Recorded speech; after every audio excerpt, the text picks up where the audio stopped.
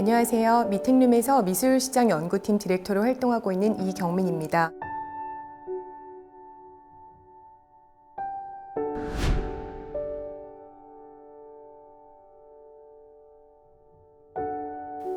안녕하세요. 미팅룸에서 미술시장 연구팀 디렉터로 활동하고 있는 이경민입니다. 저는 오늘 팬데믹 이후 세계 미술시장의 변화에 대한 강의를 드리려고 합니다.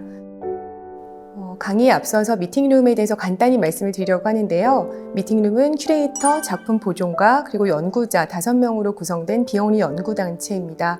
저희는 그 사람과 사람이 만나서 정보와 지식을 나누고 또 새로운 지식, 그 아이디어를 생성하고 연결하고 발전하면서 다양한 그 외부 전문가들과도 협력하는 그런 네트워킹 프로그램을 진행해왔습니다. 저희는 일단 총 5명으로 운영이 되고 있고 대표를 비롯해서 큐레이팅 연구팀, 아트 앙카이브 연구팀, 그리고 작품 보존 보건 연구팀, 그리고 미술시장 연구팀 한 4가지 분야로 구성이 되어 있고요. 저희의 가장 중요한 그 활동을 좀 보여드리는 화면이라고 보시면 될 것 같습니다. 크게 5가지 활동을 하고 있는데요. 연구, 전시, 출판, 협력, 교육 활동 등을 운영을 하고 있고요. 그 중에서 저희 웹사이트 두 곳을 좀 소개를 간단히 드리면, 미팅룸의 이제 메인 웹사이트는 아까 말씀드렸던 크게 4가지 분야의 그 전문 지식 같은 것들을 공유하고, 오른쪽에는 저희의 프로젝트들을 같이 공유하고 있는 웹사이트이고요. 다른 인덱스룸이라는 웹사이트는 시각예술 연구를 위한 이제 권역별, 그러니까 뭐 아시아, 유럽, 미주 이런 권역별로 미술관이나 잡지라든지 아니면 리서치 센터 같은 곳들을 정보를 공유하는 인덱스룸, 말 그대로 인덱스를 제공하고 있는 웹사이트 2가지를 운영하고 있습니다. 그리고 저희가 외부 주요 연구기관, 미술관 같은 곳들의 연구 사업을 계속 진행을 해오기도 했었고요. 그리고 최근에 또 중점을 두고 있는 출판 사업 역시 진행을 하고 있는데, 여태까지 3가지의 책을 발간을 했고요. 미팅룸 5명이 참여한 쉐어미, 재난 이후의 미술, 미래를 상상하기라는 책을 발간했습니다. 오늘 제가 말씀드릴 내용도 상당 부분 이 책에서 많이 공유를 하고 있는 부분이라서 나중에 더 참고를 해주시면 좋을 것 같습니다. 이 정도로 미팅룸 소개를 마치고 본격적으로 강의를 시작하도록 하겠습니다.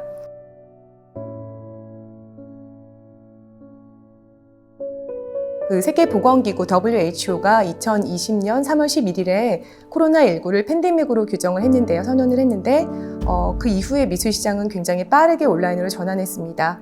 오늘 강의에서는 팬데믹 직후인 2020년부터 2021년까지 미술시장의 주체인 갤러리와 아트페어, 그리고 온라인 플랫폼, 경매사 같은 주요 주체들의 온라인 전략 사례와 또 어떻게 온라인을 운영하고 있는지에 대한 전략, 그리고 최근에 가장 큰 이슈로 떠올랐던 NFT 미술시장, 그리고 이후에 미술시장이 어떻게 좀 전망을 살펴보고 방향성 같은 것들을 함께 살펴보는 자리를 마련하겠습니다. 일단 제가 아까 말씀드렸던 이 책, 쉐어미라는 책에서 좀 주요 내용을 많이 갖고 왔고요.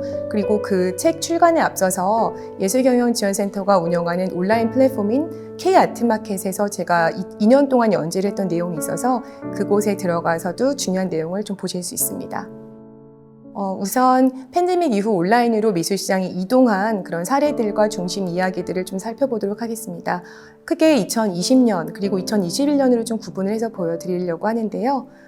일단 코로나로 사실 국내 미술계가 모두 침체가 될 수밖에 없었습니다. 특히 비엔날레나 아트페어 같은 대규모 행사는 개막을 연기하거나 취소했고요. 미술관도 모두 다 거의 휴관하는 그런 움직임을 보였죠. 특히 그래도 우리나라 같은 경우에는 미술관이 국공립미술관 빼고는 갤러리라든지 사립미술관 같은 경우는 다 운영을 했기 때문에 주요 사례가 거의 외국에 좀 중심을 두고 있기는 합니다. 큰 기관들은 사실 팬데믹에 즉각적으로 대응하기에 좀 유연성이 부족했는데요. 이에 비해서 작가를 프로모션하고 또 새로운 작품을 판매하는 미술시장 주체들은 2020년 팬데믹 이후 온라인을 통해서 홍보와 판매에 굉장히 박차를 가했고 온라인으로 빠르게 전환했습니다.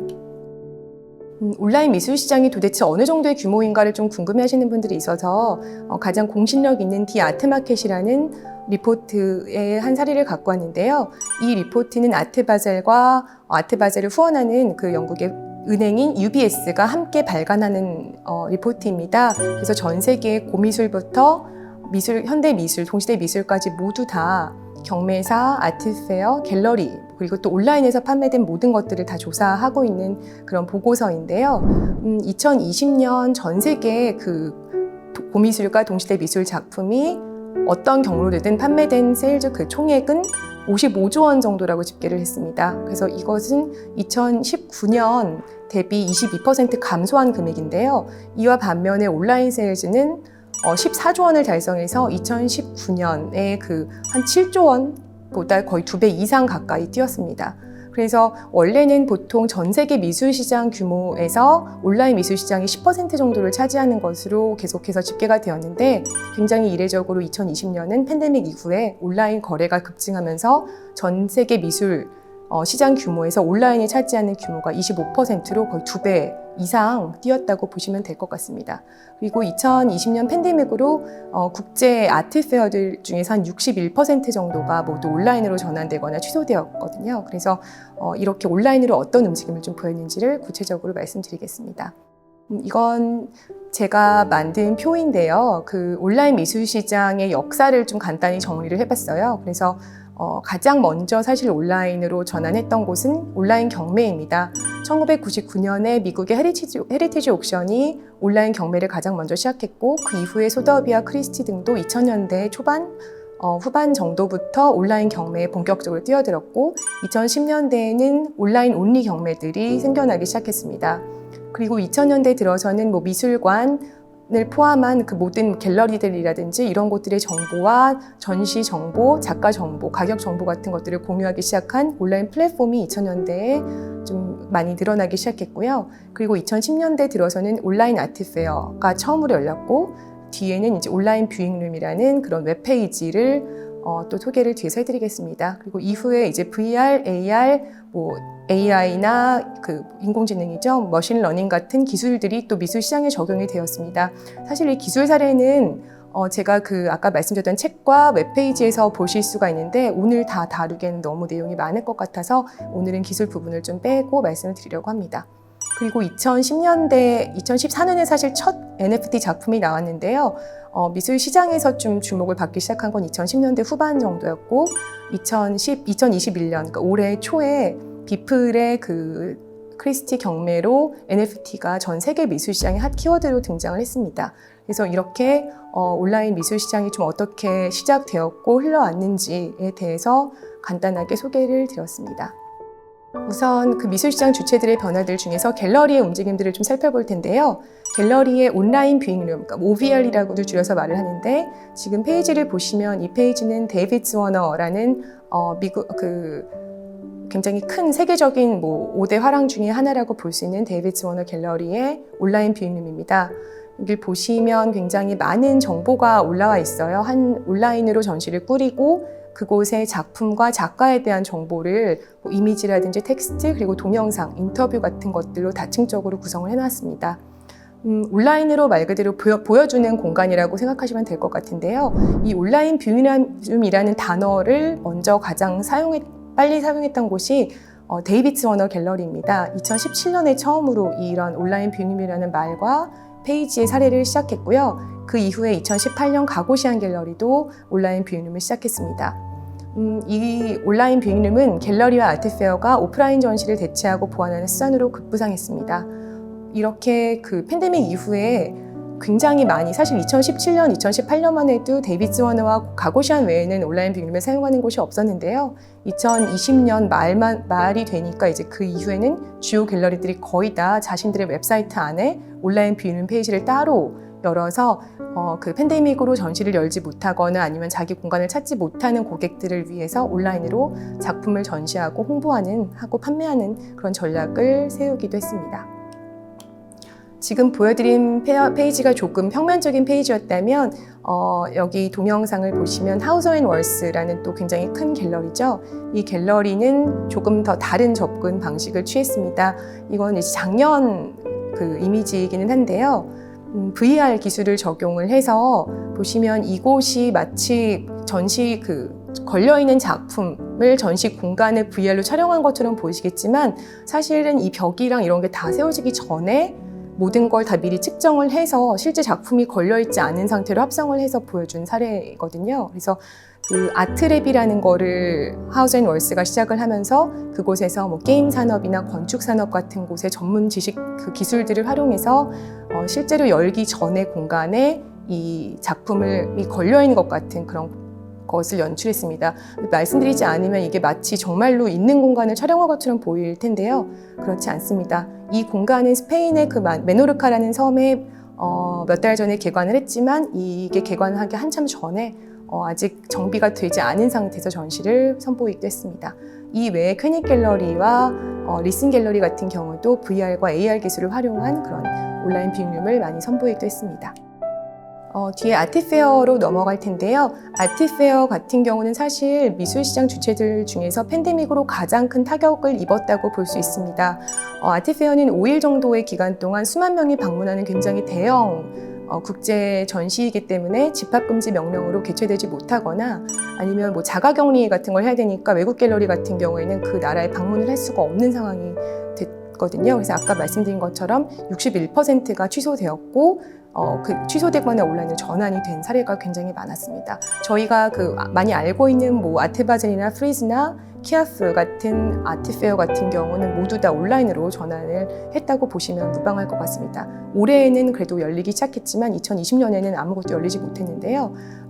거의 다 이 온라인 뷰잉룸은 아트페어도 활용을 하면서 그곳의 작품, 갤러리마다 작품을 뭐 한정, 10점 정도의 작품을 올리고 작품 정보와 가격 같은 것들을 공개하는 그런 움직임을 보였습니다. 그리고 방문하지 못하는 관객들, 고객들, 컬렉터들을 위해서 뭐 갤러리스트와 작가, 큐레이터들 등이 참여하는 그런 라이브 스트림 토크나 강의 같은 것, 온라인 프로그램을 굉장히 많이 진행하기도 했습니다.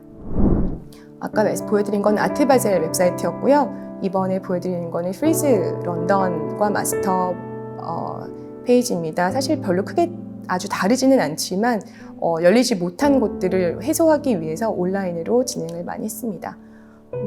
이것은 키아프, 한국에서 이제 작년에 사실 2020년에 첫 번째로 열리는 국제 아트페어 아니냐라고 할 정도로 관심을 불러모았는데요. 8월에 확진자가 이제 급증하면서 온라인으로도 전환이 되었습니다. 사실 키아프랑 프리즈에 좀 공통점이 있었는데요. 둘 다 온라인으로 진행을 했지만 각각 서울과 런던에서 그 해당 갤러리들이 당신들이 온라인 뷰잉룸에 보여주는 작품을 당신들의 실제 갤러리 공간에 좀 오프라인으로 보여줄 수 있겠냐는 그런 제안을 하면서 약간 하이브리드 전시같이 그런 프로그램을 진행하기도 했습니다. 사실 이런 아트페어가 온라인으로 옮겨가는 그런 선례가 거의 10년 전에 한번 있었어요. 2011년 1월에 그러니까 거의 지금으로부터는 10년 전이죠. 그때 사실 당시에는 굉장히 획기적인 모델이었는데요. 제임스 코엔 갤러리의 제임스 코엔이 VIP 아트페어를 개최했습니다. 사실 내노라 하는 국내외 갤러리들 140곳 정도가 다 참여를 했고요. VIP는 View in Private, 그러니까 혼자서 컴퓨터로 작품을 보고 감상하고 구매하는 이제 그런 어떻게 보면 굉장히 획기적인 당시의 그 아트페어였어요. 그래서 이때는 굉장히 많은 관객이 참여를 했고 또 회화 작품이 100만 달러 이상의 판매가 되기도 했습니다. 하지만 이제 그 채팅창으로 보통 그 갤러리와 고객이 소통을 했는데 오랫동안 다운되는 등 이제 기술 결함이 발생을 하면서 굉장히 많이 원성을 좀 사기도 했어요. 그래서 이듬해, 그러니까 2012년에 두 번째 행사를 개최했지만 이제 사실 갤러리와 컬렉터 모두 다 준비되지 않았던 굉장히 시대를 앞서 나갔던 행사였습니다. 당시에는 뭐 인터넷 뱅킹이라든지 뭐 전자상거래 같은 개념이 별로 없었기 때문에 온라인으로 작품을 보고 구매한다는 아트페어가 너무 앞서 나갔던 모델이라고 볼 수 있겠습니다. 경매사로 넘어갈 텐데요. 아까 말씀드렸던 것처럼 경매사는 1999년부터 2000년대 중후반 이후부터 주요 경매사들이 거의 다 온라인 경매를 시작을 했기 때문에 경험이 많이 축적이 되어 있는 상태였습니다. 그래서 총 낙찰액은 감소했지만 온라인 경매 횟수와 낙찰액은 굉장히 많이 는 경우가 많았어요. 그래서 사실 경매 같은 경우는 경매사는 갤러리나 아트페어에 비해서 다루는 분야와 시대도 굉장히 방대하고 규모와 자본, 매출 역시 굉장히 큰 우위를 점하고 있습니다. 그리고 그래서 관련 이제 기술이라든지 스타트업 같은 것들을 굉장히 많이 인수를 하고 그런 기술을 적용하는 등 다른 곳들보다 훨씬 앞서 나갈 수밖에 없었는데요. 작년 그 6월에 소더비가 경매의 미래를 보여주겠다는 취지로 세 도시, 여기 화면에 보시면 중간에 그 뉴욕, 런던, 홍콩 세 도시에서 비딩을 받고 있는 이제 직원들의 모습이 보이실 거고요. 맨 왼쪽에는 온라인 경매, 그러니까 실시간으로 올라오는 온라인 경매까지 총 4가지의 이제 그 경매를 보면서 경매사가 진행을 하는 이제 생방송으로 이걸 진행했어요. 그래서 굉장히 온라인 경매와 생방송을 결합한 그런 획기적인 경매로 집중을 받았습니다. 이제 온라인 아트마켓 플랫폼으로 넘어갈 텐데요. 마지막으로 아까 말씀드렸던 이제 온라인 아트마켓 플랫폼은 미술 전시, 작품 정보, 가격 정보 같은 것 외에도 미술 매체로 활동을 하기도 합니다. 그래서 이런 온라인 아트마켓 플랫폼 같은 경우는 팬데믹 이후에 전 세계적으로 갤러리의 가입과 그 가입자 수, 방문객 수, 작품 거래 규모가 증가하기도 했습니다. 그래서 이들은 기존 서비스에서 나아가서 팬데믹 이후 아트페어와 경매사와 협업한 온라인 프로젝트를 선보이기도 했고요. 그래서 미술 시장이 온라인으로 전환하는 데 굉장히 큰 역할을 했습니다. 그리고 사실 온라인 아트마켓 플랫폼의 가장 중요한 역할은 1차 시장 가격을 공개했다는 건데요. 1차 시장은 갤러리가 작가와 직접적으로 이제 일을 하면서 첫 번째로 처음으로 판매되고 거래되는 작품의 그 시장을 1차 시장이라고 하는데 그 갤러리의 가격은 사실 여태까지는 온라인에 공공연하게 공개가 되진 않습니다. 보통 여러분들이 알고 계시는 작품 가격은 경매 낙찰 가격, 즉 2차 시장 거래 가격이어서 경매 낙찰가 같은 경우는 거의 다 기록이 되고 공개가 되고 남아있는 상태가 맞는데요. 1차 시장 가격을 먼저 소개를 하고 오픈을 한 곳이 사실 온라인 아트마켓 플랫폼입니다. 그래서 이렇게 그 사실 컬렉터들이라든지 아니면 작품의 구매를 염두에 두고 있는 사람들이 작품 가격에 대한 접근성이 굉장히 높아졌고 작품 가격의 투명성 같은 부분이 온라인으로 미술 시장에 이동하는 데 굉장히 큰 역할을 했다고 볼 수 있습니다. 그래서 중요한 이제 대표적인 웹사이트를 소개시켜 드리면 아트넷이 있고요. 그 뒤에는 이제 아트씨는 굉장히 기술 기업으로 시작을 해서 굉장히 중요한 아트마켓 플랫폼으로 자리를 잡았고요. 이젤 같은 경우에는 이제 관객의 경험성에 초점을 맞춘 VR 컨텐츠 그 제작 기업입니다. 그래서 보시면 VR로 촬영을 하고 전시를 아카이빙 한다는 측면에서 굉장히 주목을 많이 받았고 오큘라와 사치아트 같은 플랫폼도 많이 각광을 받았습니다. 2021년으로 넘어오면 이제 컬렉터들 같은 경우가 굉장히 많이 변화를 했는데요. 투자와 소장의 개념에서 아무래도 암호화폐나 그 미술시장 쪽으로 굉장히 유동 자산이 많이 몰렸기 때문에 굉장히 많은 사람들이 투자를 이제 하기 시작했고 특히 한국 작가들에게도 굉장히 많은 주목을 받게 되었습니다. 그리고 이제 아무래도 그 투자를 좀 목적으로 두는 분들 같은 경우에는 아무래도 작가 유명세를 따를 수밖에 없기 때문에 좀 유명한 작가들한테 많이 몰리기도 했고요. 그리고 이제 많이 들어보셨을 이제 MZ세대에 대한 이야기를 빼놓을 수가 없는데 기존 컬렉터층에서 이제 신규 컬렉터층으로 굉장히 세대도 많이 바뀌고 그분들의 뭐 직업이라든지 그런 관심사 같은 것들도 굉장히 많이 바뀌었다는 이야기를 뭐 경매사나 갤러리 같은 에 종사하시는 분들이 많이 얘기를 하고 계시거든요. 그래서 이런 아무래도 그 MZ세대 같은 경우에는 약간 뭐 스니커즈라든지 아트 토이 같은 부분에 관심이 많아서 이제 그런 것들을 경매사에서 굉장히 많이 소개하기도 했습니다. 그리고 아트페어 같은 경우에는 올해 들어서 굉장히 많이 오프라인으로 이제 열리고 있어요. 굉장히 방역 수칙을 강화했지만 또 한편으로는 오프라인으로 규모를 줄이고 또 장소를 변경하기도 했고요. 그래서 그런 것들을 그 방역 수칙을 굉장히 적극적으로 지키면서 오프라인으로 어떻게든 열려고 굉장히 노력을 많이 했습니다. 그리고 이제 아까 오프라인과 함께 온라인 뷰잉룸을 계속해서 활용하기도 했고요. 아트페어 같은 경우에는 프리즌 뉴욕 같은 경우도 이 규모를 축소하고 공간을 변화한 사례를 볼 수 있고 아트 부산 같은 경우도 또 굉장히 성대하게 막을 열고 폐막을 했었죠. 그리고 아트 바젤 홍콩 같은 경우에는 5월로 연기를 하면서 그 위성 부스라는 옵션을 제공을 했어요. 그래서 방문을 하지 못하는 갤러리들에게 아트 바젤이 현지에서 고용한 사람들에게 전시를 그냥 열고 작품을 판매를 할 수 있는 인력을 제공하는 위성 부스 옵션을 소개해서 또 굉장히 많은 갤러리가 활용하게 됐습니다. 거의 다 규모를 줄이고 그런 규모가 거의 다 줄어들었다고 보시면 될 것 같습니다. 2021년의 특성은요. 그리고 온라인과 오프라인이 하이브리드로 열렸다는 것들을 좀 주목하시면 될 것 같습니다. 그리고 이제 프리즈 아트 페어 같은 경우는 제가 뒤에서 조금 더 말씀을 드릴 텐데요. 지금 얼마 전에 10월에 사실 런던과 마스터가 열렸죠. 근데 이 공간을 활용해서 또 새로운 프로젝트를 하는 이제 코크 스트리트이라는 공간을 빌려서 하는 프로젝트도 진행을 하고 있습니다.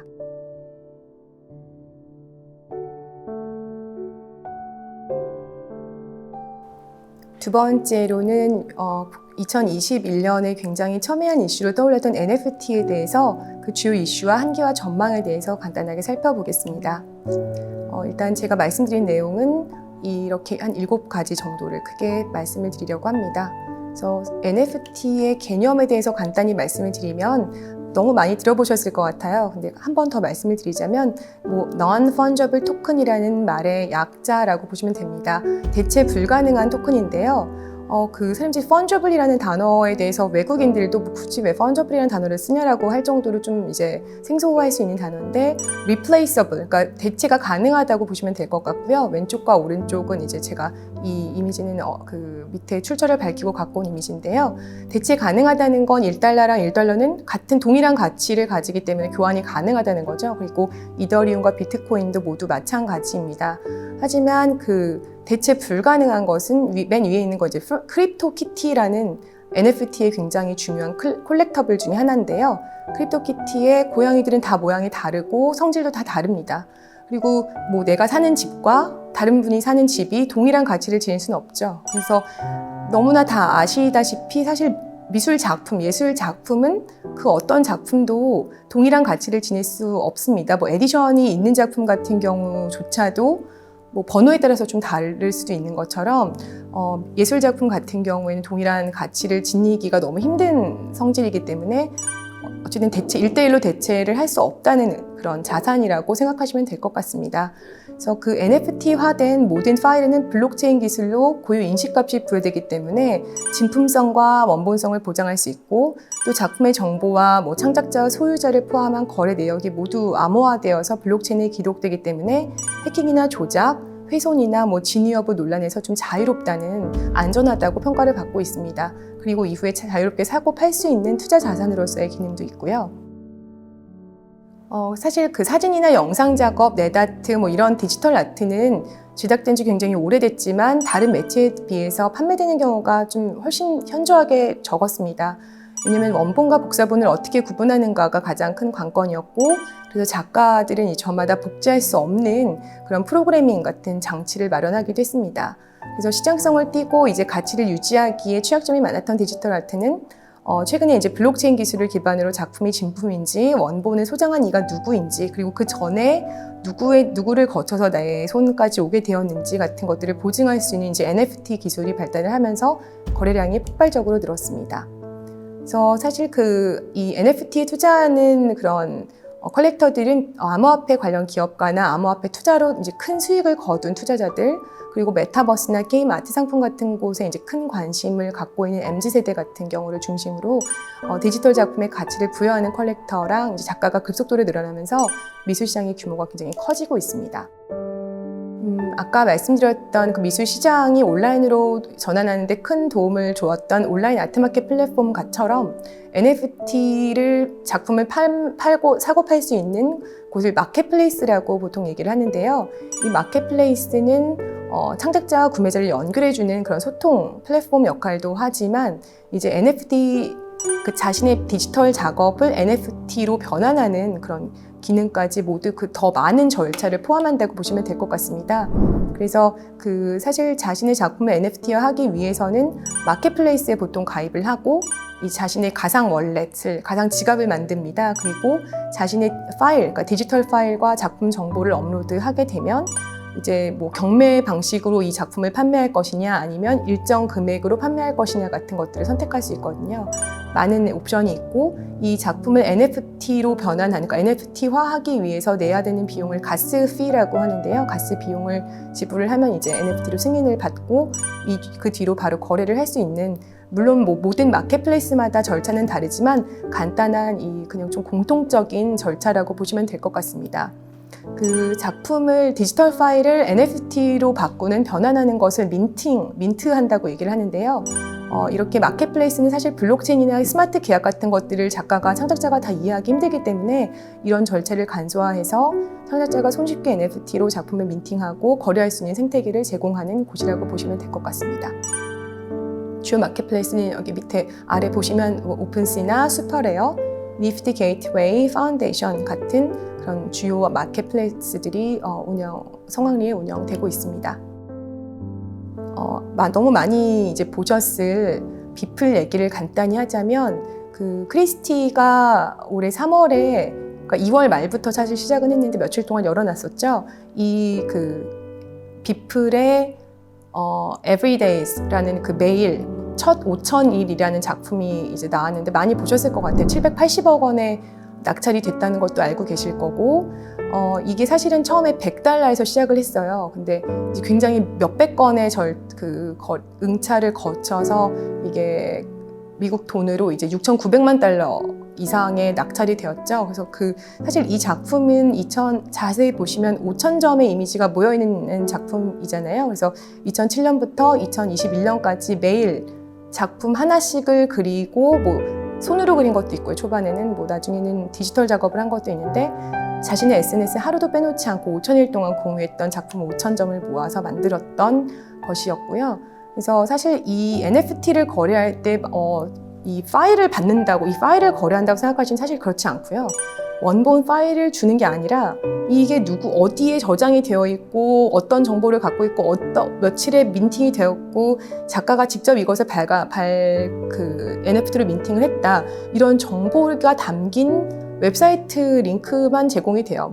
실제로 비플은 이 이미지를 산 사람들한테 어떤 약간 작은 액자를 보낸다고 하더라고요. 이 이미지가 출력된. 근데 이제 그렇게 실물 작품을 조그맣게라도 보내는 곳도 있고 파일을 전송하는 곳도 있지만, 기본적으로 NFT의 개념은 파일을 구매하는, 원본 파일을 당신에게 드리겠습니다의 개념이 아니에요.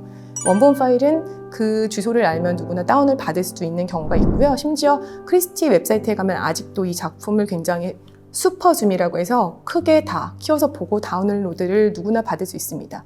그럼에도 불구하고 이렇게 이 작가가 5,000일 동안 축적했던 시간, 그리고 이렇게 사실 주요 경매사가 처음으로 암호화된 작품을 암호화폐로 거래했다는, 어떻게 보면 약간 역사적인 그런 위치를 갖고 있는 작품이기 때문에 이렇게 굉장히 큰 금액에 낙찰이 되었죠. 여태까지 낙찰되었던 제프 쿤스라든지 데이비드 코니에 이어서 세 번째로 비싼 가격의 작품이 낙찰된 작가가 이제 되어서 그 뒤로 굉장히 많은 미술뿐 아니라 굉장히 많은 경제 뉴스에서 NFT에 대해서 앞다투어 얘기하게 되었고, 이 이후로 저희 아마 굉장히 많은 분들이 이 NFT라는 개념에 대해서 한두 번씩은 들어보셨을 것 같습니다.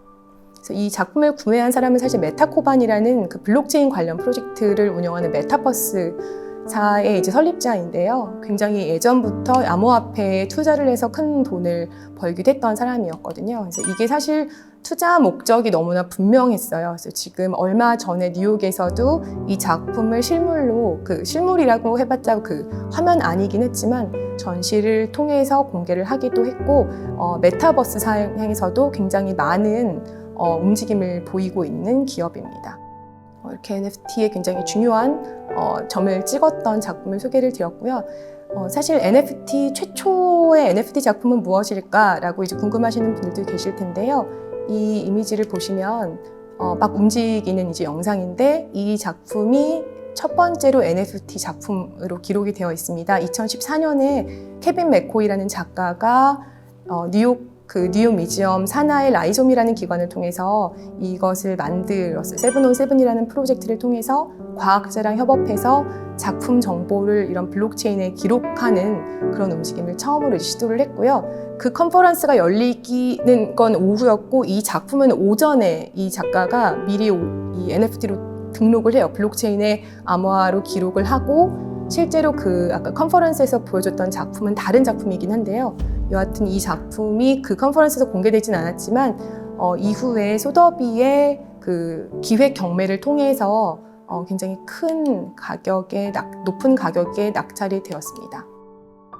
이 경매가 소개되었던 그 전시가 네이티블리 디지털이라는 소더비의 기획 경매 시리즈인데요. 이제 NFT가 원래 실물 작법을 NFT로 변환한 것보다는 원래 네이티블리 원래 태어날 때부터 탄생 때 됐었을 때부터 디지털로 각 그 성격을 띈 작품이 의미 있다고 생각을 하고 소더비가 앞으로 계속해서 이런 작품 그 기획 경매를 메타버스 상에서 지금 현재 운영을 하고 있습니다. 그래서 이렇게 최초의 NFT 작품을 보여드렸고요. 이것도 굉장히 많이 보셨을 텐데 NFT 시장에서 카테고리가 몇 개가 있어요. 뭐 컬렉터블, 약간 뭐 그런 것들이 있고 또 아트, 그리고 뭐 게임, 스포츠 같은 한 7, 8가지 정도의 카테고리가 있는데 그 중에서 사실 컬렉터블 분야가 굉장히 많은 비중을 차지합니다. 그래서 그 작품보다 더 아트보다 더 높은 이제 그 우위를 점하고 있는데요. 이 NFT 작품, 이 미술 쪽에서 곽강을 받기 전에 자산으로서의 가치를 띄었던 그런 그 컬렉터블 분야가 굉장히 관심을 많이 모았었어요. 그래서 레어페페, 그 개구리, 초록색 개구리 아마 밈으로 많이 보셨을 텐데요.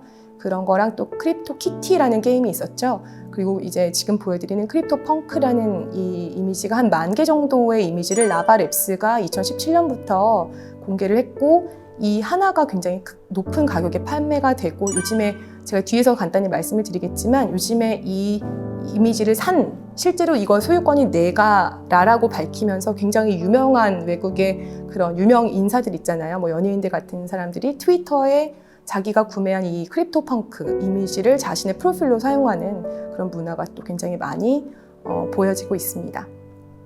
그리고 이제 갤러리들이 NFT 시장에 진출을 하고 있는 것들도 보이고 있습니다. 왜냐하면 여태까지의 그 NFT는 거의 경매 시스템을 통해서 경매사 아니면 마켓플레이스를 통해서 계속 거래가 되었는데요. 사실 그게 아무래도 경매 시스템을 기본으로 갖고 있다 보니까 굉장히 많은 경쟁을 통해서 너무 고가에 낙찰되는 경우도 있고 좀 문제점이 있는 경우가 있기 때문에 페이스 갤러리 같은 경우는 우리가 이 NFT를 위한 플랫폼을 만들고 정가에 우리 작가들의 작품을 NFT화해서 그것을 어느 정도 정해진 가격에 판매를 하고 그런 시장을 운영을 해 나가겠다는 그런 이야기를 하기도 했습니다. 이것은 우르스 피셔라는 스위스 작가가 원래 그 갤러리인 가고시안이 아니라 이제 페이스랑 협업을 해서 새로운 NFT 시리즈를 판매를 했고 500개 중에서 첫 번째 이미지인 지금 이 계란이랑 라이터가 돌아가는 이미지 동영상인데요. 짧은 이게 1억에 판매가 되기도 했습니다.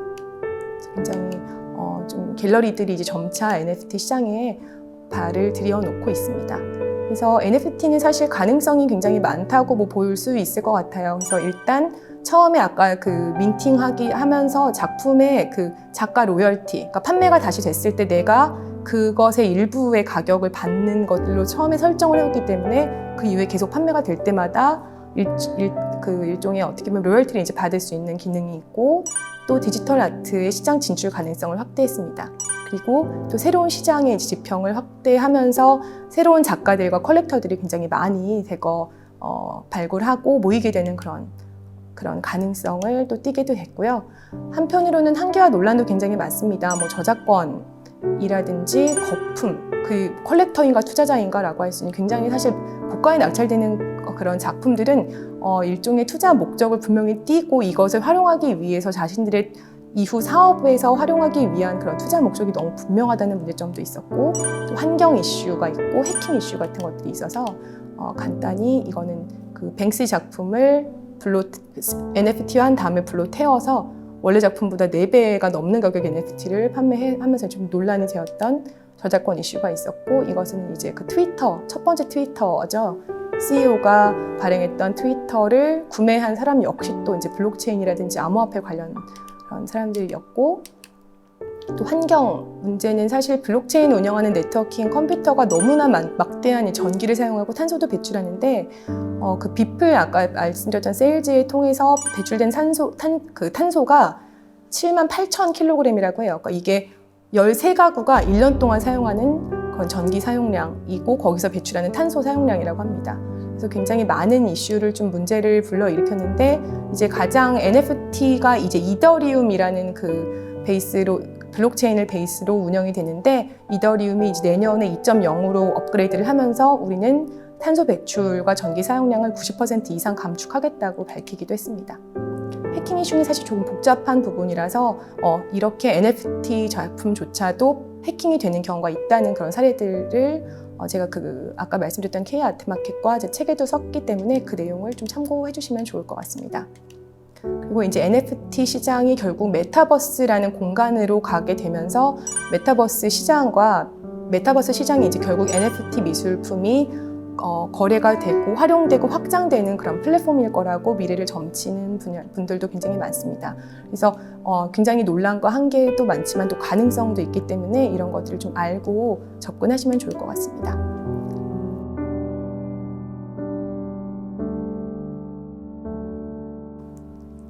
마지막으로 전망과 방향을 간단하게 말씀을 드릴게요. 그 NFT를 포함한 미술계의 전망이 어떻게 될 것인가라는 이제 그런 거였는데 사실 컬렉터와 작가분은 아까 굉장히 많이 말씀드린 것처럼 큰 변화가 일어나고 있습니다. 기존 미술 시장에 있지 않았던 작가들도 들어오고 있고 컬렉터들도 그렇고요. 그리고 세일즈의 혼재라고 해서 이제 1차 시장과 2차 시장이 1차 시장은 보통 뭐 갤러리, 2차 시장은 경매사가 운영한다고 보통 했는데 이 경계는 이제 허물어질 것이고 앞으로 협업과 뭐 연대 또 경쟁이 계속해서 시작될 것 같습니다. 그리고 제가 그 갤러리 변화가 최근에 좀 어떤 게 있는지 살펴봐서 크게 두 가지를 좀 나눌 수 있을 것 같아서 간단히 말씀을 드리면 공간 모델이 많이 변하고 있어요. 계속 예측 불가능한 시대이기 때문에 한 곳에 갤러리를 크게 오픈을 하고 그걸 운영하는 게 굉장히 부담스럽잖아요. 그래서 요즘에 점점 팝업 모델 그리고 이제 갤러리 한 큰 공간에서 그 갤러리 허브라고 해서 이 갤러리들 공간을 아예 거기다가 모아놓거나 아니면 갤러리들한테 일정 기간 동안에 그곳을 대여하고 아트페어 같은 걸 여는 이제 그런 좀 새로운 모델들 어떻게 보면 반응을 좀 미리 살필 수 있는 그런 모델들을 운영을 하고 있고 전시 모델도 좀 변화를 하고 있어서 외부로 굉장히 많이 가고 있어요. 그래서 그 AR 앱인 어큐트 아트 같은 경우에는 이제 외부에서 굉장히 많은 증강현실 그런 전시를 열기도 했고 오른쪽에 보이는 서카라는 이 플랫폼은 영상을 그 세계의 좀 유명한 전광판 우리나라 코엑스의 K-팝 스퀘어에도 주요 작품들을 공개를 해서 저녁에 이거를 영상을 상영하는 프로젝트를 팬데믹 이후에 시작을 해서 굉장히 크게 성장을 하고 있는 곳입니다. 그래서 이제 갤러리들도 이렇게 외부 프로젝트를 연동하고 작가를 소개할 수 있는 그런 역할이 굉장히 많이 늘어나고 있다고 보시면 될 것 같습니다. 이렇게 계속해서 협업도 하지만 또 경쟁 구도도 심화될 것이고 또 마지막으로 이제 이런 ESG 경영 윤리가 요즘에 굉장히 기업에서 큰 각광을 받고 있는데 이제 환경과 인종의 뭐 다양성, 뭐 성별의 다양성 그리고 직장 내 문화들, 뭐 갑질 문화 같은 것들을 좀 어떻게 기업 윤리를 좀 공고하게 하고 그런 것들을 교육하고 그런 움직임들도 사실 굉장히 많이 일어나고 있어서 이런 사례들은 아까 말씀드렸던 웹사이트와 책에서 좀 더 구체적인 사례를 확인하시면 될 것 같습니다. 이렇게 온라인 움직임과 팬데믹 이후에 어떻게 변화될 것인지에 대해서 간단하게 살펴봤는데요. 너무 짧은 시간 동안에 많은 얘기를 하려다 보니 좀 부족한 부분도 있었을 것 같아서 말씀드렸던 그런 참고 문헌이라든지 자료를 좀 살펴보시면 좋을 것 같습니다. 시간 내서 강의 들어주셔서 감사합니다.